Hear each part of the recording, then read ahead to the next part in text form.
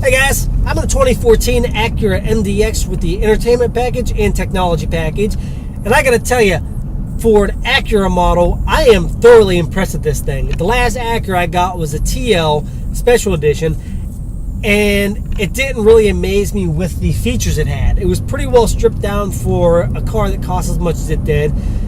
This one comes in at $57,000, but you're getting $57,000 worth of vehicle. Actually getting more like $65,000 to almost $70,000 worth of vehicle with the premium leather interior, the navigation systems, touchscreen audio with 12 speakers, your power rear hatch, 3 rows of seating with 7 passenger capacity, a widescreen DVD system in the back for the kiddies. I mean, this thing is loaded to the gills. On top of that, you're also getting a 290 horsepower engine up front that gets this thing up to 60 in somewhere about 7 to 8 seconds. I didn't officially time it because, well, it's an SUV and I'm not going to sit here and time this thing 0 to 60.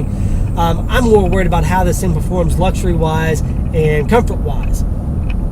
Now, speaking of the seating, like I spoke of before, it does have 3 rows and does have room for 7 passengers, but don't expect the 2 passengers in the 3rd row to be very comfortable because there's not much leg room back there.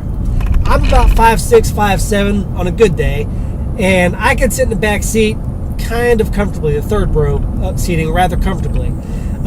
Anybody over 5'8" tall is not going to be able to sit back there because you're going to be sitting with your knees in your chest. And if you're 6 foot tall, you might as well just forget about it unless you're able to fold your legs like a pretzel. Now, with this model, you're also getting the adaptive cruise control, which accelerates and stops the car in traffic. Plus, you get lane keeping assist, which overrides your steering to keep you inside the lane.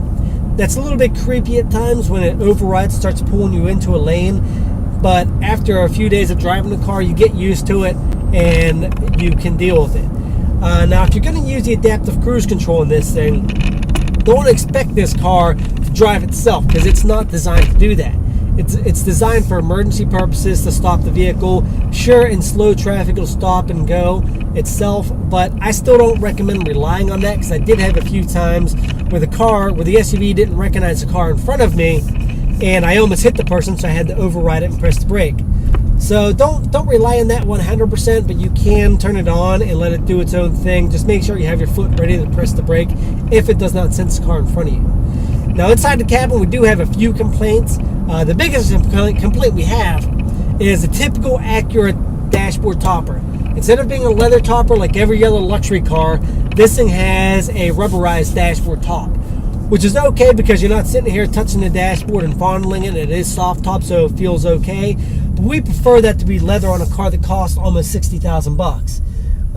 Other things inside that we don't like I mentioned before, the 3rd row is pretty cramped.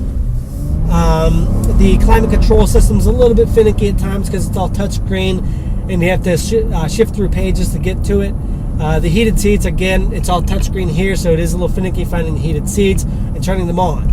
But other than that, the interior is wonderful. You have wood trim everywhere, some aluminum look pieces here and there that give it a nice little feel. The leather seats are fantastic. They're comfortable. I drove this car about 500 miles and I have yet to complain about how the seats feel. But overall, you're going to get the equivalent of your BMW X5 or the Mercedes ML Class or something in that realm for a good bit less money. So you're getting a lot of car for the buck. So if you're out and about checking out the BMW, Mercedes, give the Acura MDX a shot. It may just shock you and you might wind up buying it if you're looking at the higher end BMW and Mercedes SUVs. But if you're interested, just click past the jump, check out the rest of my review. Thanks a lot, guys.